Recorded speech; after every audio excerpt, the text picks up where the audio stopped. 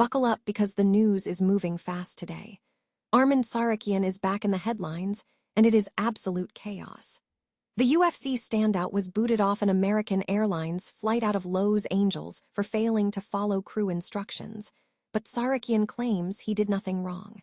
We have the full breakdown on the drama that is quickly becoming his trademark. Your brand new iPhone deserves the best protection, and the iLume 3-pack screen protector plus 3-pack camera lens protector has you covered. Don't take risks with your iPhone. Click the link in the video description to shop now on Amazon. The action heads north as the UFC rolls into Winnipeg for a massive card this weekend.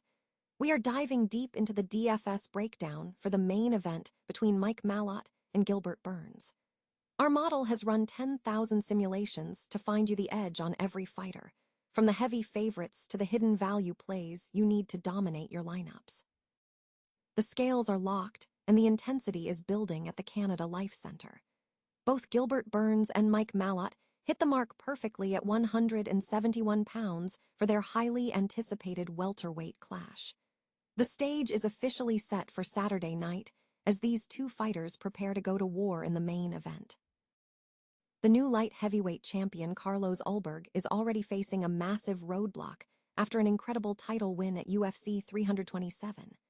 He has successfully undergone surgery for a torn ACL suffered during his fight against Jiri Prochaska, meaning he will be sidelined for the rest of 2026. Will he vacate the belt like those before him or fight through the recovery? Smash that like button, subscribe to the channel, and hit the bell so you never miss an update. If you asked an AI to generate an image of a professional athlete playing the victim, the result would probably look exactly like Arman Tsarukyan. It is becoming a bit of a pattern, isn't it? Over the last 16 months, whenever we see his name in the headlines, it is rarely for his skills inside the octagon. It is almost always because he has managed to land himself in the middle of a controversy.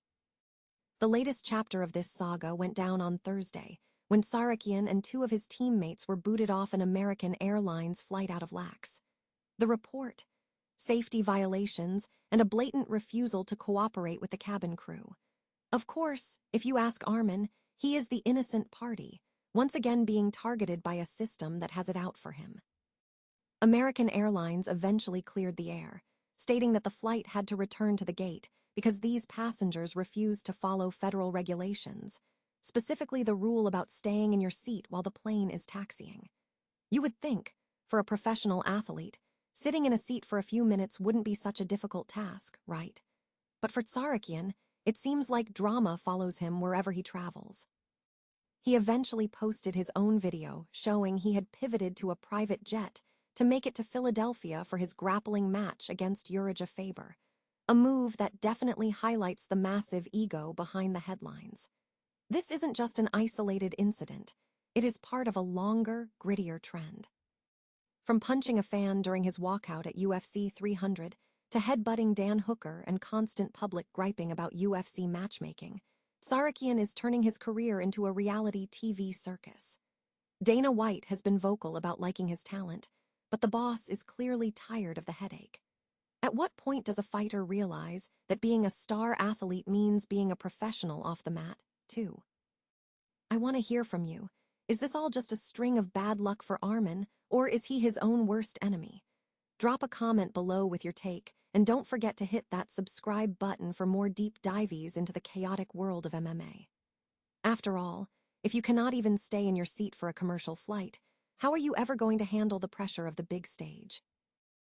What's up, fight fans? We are back in the thick of it as the UFC circus rolls into Canada for a massive Saturday showdown. With a 12-fight card and a 5:00 p.m. ET start time on Paramount+, there's a lot of ground to cover for your DFS lineups. Whether you are chasing that GPP ceiling or looking for a safe cash game floor, we have crunched the numbers using Sean Koerner's 10,000 simulation model to give you the ultimate edge. Let's start with the main event, Mike Malott versus Gilbert Burns. The narrative here is a classic passing of the torch fight. Burns is a legend, but he is 39 with 4 straight losses against the division's elite. Malott is the local favorite, but watch out. The betting lines are moving toward Durinho. If this goes the distance, Burns' cardio might just outlast Malott's gas tank.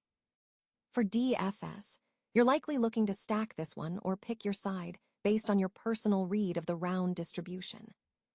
Now, if you want a guaranteed fireworks show, look at Marcio Barbosa. At -500, he's the biggest favorite on the card for a reason. He's a first-round finisher, plain and simple. I'm planting my flag with 100% exposure here. He's arguably the safest bet on the slate. If you need a pivot, Jamie Suraj offers a nice contrarian discount against John Yannis. Yannis is a tough out, but Suraj is clearly the A-side here and perfect for when you need to be unique.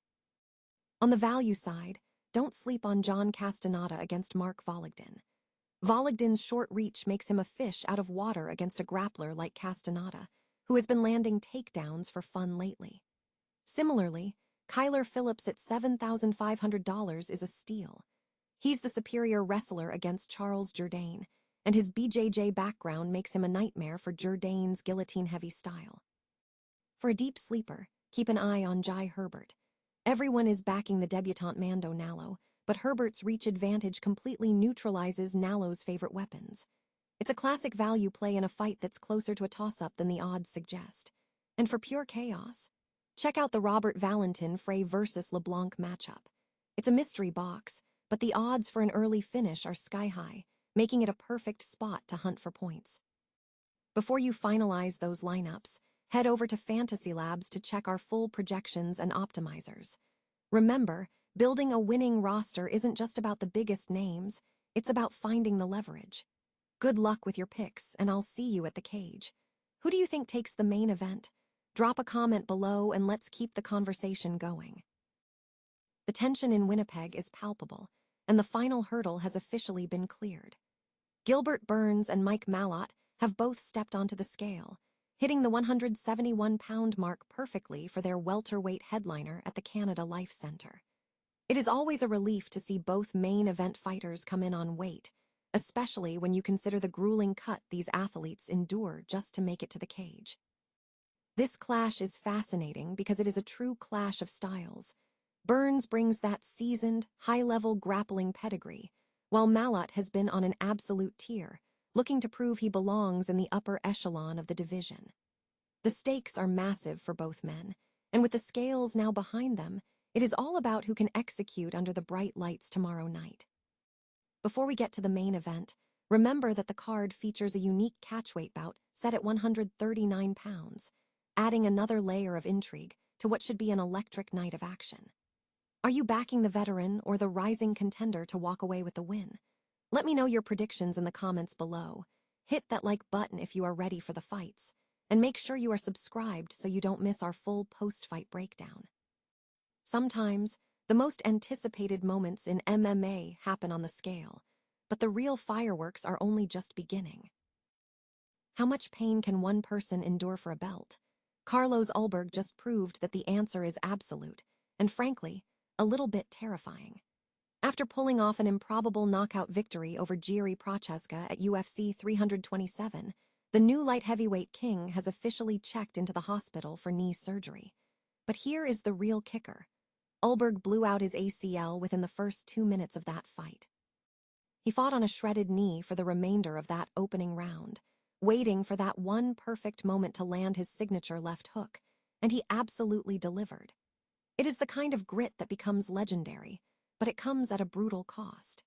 His agent has confirmed the ACL tear, and the timeline for his return is looking bleak, with no expectation of seeing him back inside the octagon until at least 2026. This puts the UFC's 205-pound division in a very familiar, and frankly exhausting, position. Since John Jones left the throne years ago, the division has been a revolving door of chaos, and Ulberg is already the 8th title holder to take the strap. What makes this almost cursed is that we have been here twice before. Both Jiří Procházka and Jamahal Hill won the belt, suffered catastrophic injuries, and were forced to vacate. Is the light heavyweight title cursed? It is way too early to tell if history will repeat itself with Ulberg, but the pattern is impossible to ignore. For now, the champion is sidelined, the division is in limbo, and we are left wondering if this weight class will ever find stability. If you are as fascinated by this bizarre streak of bad luck as I am, smash that like button and hit subscribe for more MMA news. Sometimes, The most heroic moments in the sport are the ones that end up hurting the most.